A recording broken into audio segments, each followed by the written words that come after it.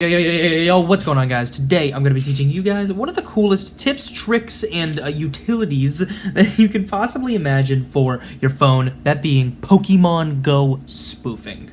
Okay, so if you guys don't know what a Pokemon Go spoof is, essentially, it is when you, trick your phone into thinking you're in one location when you're actually in another location. So, from the comfort of your own house, you can hatch your eggs, you can go to the piers to get water Pokemon, you can do anything you want. You can go anywhere in the world, you can get regional, you can get the Australian Pokemon in America in your bed by just walking around. You use Pokemon Go++, and you turn on your location spoofer, and then boom, you're wherever you want to be. You're wherever you want to be. It's that simple, it's that easy, it's that fun. Let me show you guys exactly how it works, exactly how you do it. Let's just get right into it. Alrighty guys, Pokemon Go++ is downloaded and ready to go on my iPhone here. Of course, this does work on Android as well if you guys are running Android phones. That's not a concern, it's not a worry. So as you can see here, yeah, the Pokemon Go mod menus here, the automated bot, multi-account, Pokemon tracker, IV tracker, 100% catch rate joystick, and of course, that spoofer, which we just turned on, guys. So yeah, the auto ban, or anti-ban, so your anti-auto ban, I guess, if that makes sense, is also always turned on. So it's essentially telling the Pokemon servers that you are in your house, but your actual character is not in your house. So you're not going to get banned from Pokemon Go this way either, so that's not a worry. But yeah, I mean, it's that simple to just spoof your location on Pokemon Go. It's literally just that easy. But I'm sure you guys are wondering how I got it, how it works, all that kind of jazz, and let me show you right now.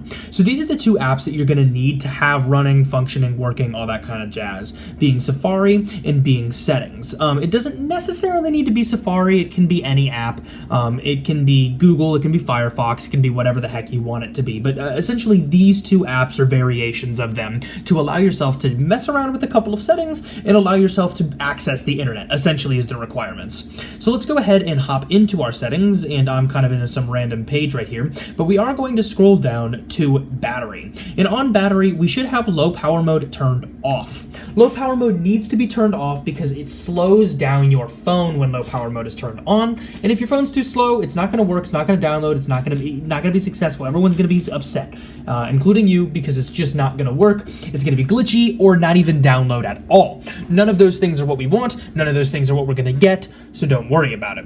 Next up, guys, we're going to go ahead and head to General, and we're going to go to Background App Refresh. Now, Background App Refresh needs to be turned on. As you can see, it's turned on right now. It's turned on just good. But we're going to need to turn it on. If it is turned off, like it is right here, that's really not a big problem. Just click boop, and then click Wi-Fi or Wi-Fi and cellular data. I'm going to choose Wi-Fi and cellular data, but I really do want to assure you that it does not matter. And so now that that's done, we're good to go off of those two. So the last thing that we are waiting for here is essentially us to, where is it? Yeah, go right here to the Magical App Store. Let me... There it is. Okay, so the Magical App Store, and I'm kind of hyping it up a little bit, but it's called WeTweak.co, WeTweak.co, and essentially it is the hacked App Store. To put words in my mouth for sense of the word, Pokemon Go++. We just hit that little install button right there, and this download should take no longer than 60 seconds, especially if you guys have that low power mode turned off, like I told you guys to do. This really should not take that long at all, so there's really not a worry there, guys. Don't worry. Do not worry your pretty little minds, guys. It's just not that big of a deal. So yeah, this should be downloading Pokemon Go and should be good to go. In just a second here, downloading what is called a configuration profile, which I'll explain what that means in a second, but essentially it's going to ask if you want to download a configuration profile, and you're going to want to go ahead and select allow right there, guys. So hit allow and then hit close, and now we should be good. Now, if you're not using Safari, it might not ask you to allow. I know that some of them do, some of them don't, but once that's downloaded, you should have your configuration profile downloaded, and then you're going to want to head into settings. And once you're in settings, guys, in this same general section right here, you're going to go to VPN and device management. In VPN and device management, you should see something called downloaded profile, and under that you should see Pokemon Go++. You're going to go ahead and tap Pokemon Go++ and hit this install button. And then type in your phone's unlock password. Just the normal password you use to unlock your phone when it's locked and you want to turn it on. Hit next, and then hit that install button. and then hit install one more time, and boom, boom, guys, we're gonna hit done.